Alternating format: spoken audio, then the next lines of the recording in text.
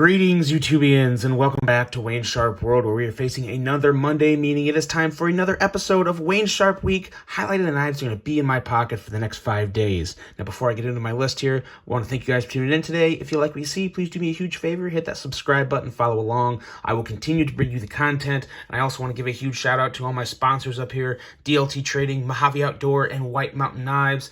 Look them up for all of your knife and EDC needs.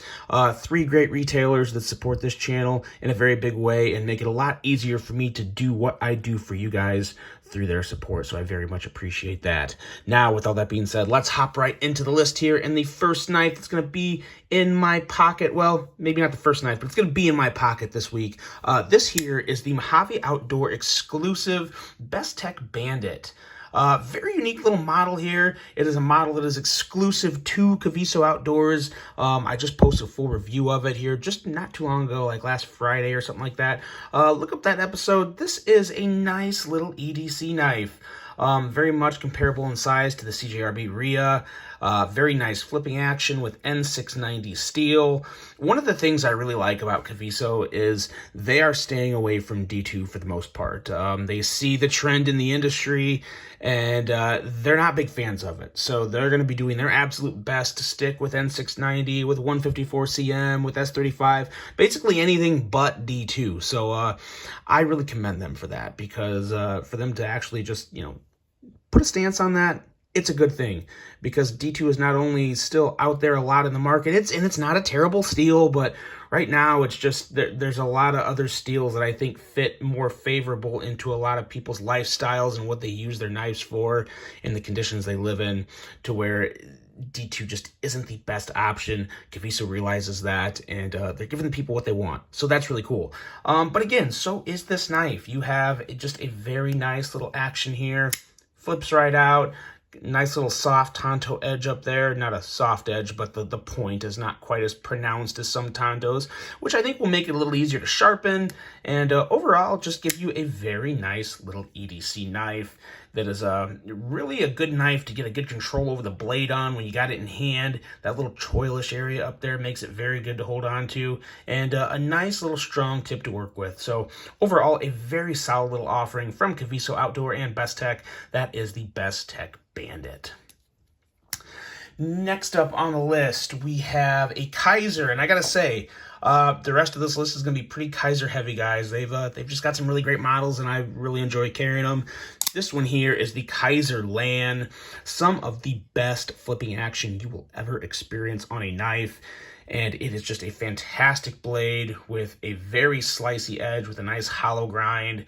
In my opinion, a blade that's absolutely gorgeous, and then a handle that's just a little too boxy for it, but I still like the knife. I still love carrying it. It carries well. I like the frag pattern on the micarta, but again, I just personally don't think that the overall handle goes extremely well with the knife. Just my opinion, but again, that's part of what this channel is about. But nonetheless, it's still a good knife. It's a knife that I would recommend based off quality and action, and just overall versatility of the blade. It's a very, very good offering, and just absolute drop shut action with an incredible detent. Nice, crisp, blade flies out, very, very nice. So I figured I'd carry this knife this week, and whenever I pick this Lan up, I think of this guy right here, the Kizer Gemini, and particularly this model of the Gemini, because there's other models where you have proud liners or liners that are not recessed, that are very visible. This model here of the Gemini has recessed liners, gives it a much slimmer, sleeker profile, feels very, very good in hand. And it's just my absolute favorite version of the Gemini. Now, these are hard to find. They sold out really quick, and for some reason unknown to me, Kizer didn't make many more runs of this model, or this version of the Gemini. And every time I hold the Kizer Land, I think of this Kizer Gemini, and I'm thinking, you know what? I would love to see Kizer make a version of this Land in this style, where there's the recessed liners, the contoured micarta, just a much slimmer, sleeker package, and it would be fantastic. Absolutely fantastic if they could do that.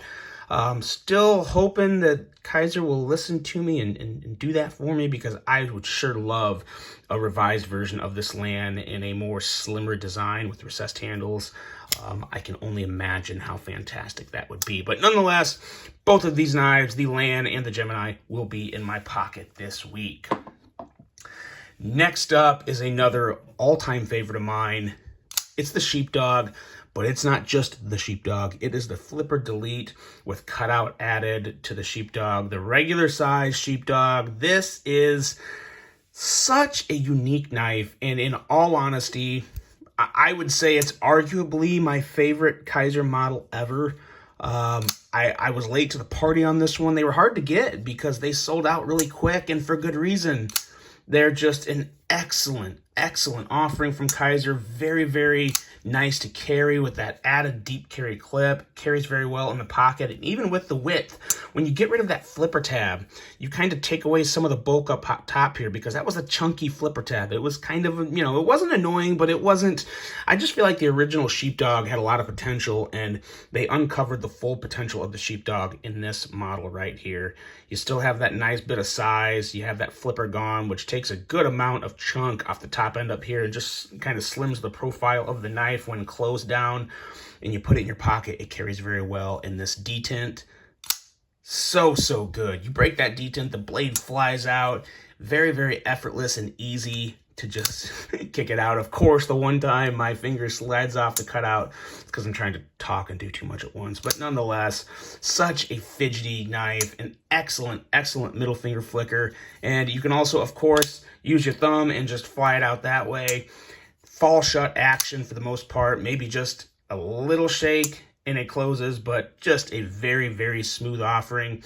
And in all honesty, I hate to say it, because a lot of Kizers, like I've said before, I get Kizers in my hand, I'm like, oh, they're the best. And then I get another one, I'm like, man, I think that might have been a little better. But I truly think if I had to just pick 3 Kizers to keep for forever, I couldn't have any more, this would definitely be one of them. Hands down would definitely be one of them. And it's going to be in my pocket this week. The modified Kizer Sheepdog with flipper delete and thumb hole cutout. And next up, probably the newest Kizer, definitely the newest Kizer currently in my collection, the Kizer Begleiter XL button lock. This is a White Mountain Knives exclusive, and it's currently sold out, but there is more coming. They are in the process of ordering more, and I believe there's going to be some different color options on the next run. So fear not, if you missed out on the original run, there's more coming, and who knows, maybe in a color you would more prefer. But this here is arguably, I'm very excited to see how the button locks shake out for the rest of this year, because as of right now, this is right up there with the Civivi Altus for my favorite button lock of the year. And I'm also throwing the Civivi Cogent in that discussion, because I did not really get to check out the Cogent until the new year. I didn't get on that one right away. Had a lot of other things on the table and a lot of other things going on. So all 3 of those knives are in contention. But as of right now, it is definitely coming down to the Altus and this Begleiter XL for me.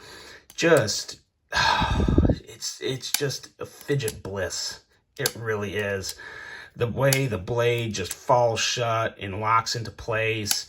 Very nice lockup on the button lock. Very easy for the button lock to just always be where you need it to close that blade. You don't have to reach too far on the handle, or it doesn't feel, you know, out of whack when you go to reach to deploy it or close it. Just a very nice layout on this knife.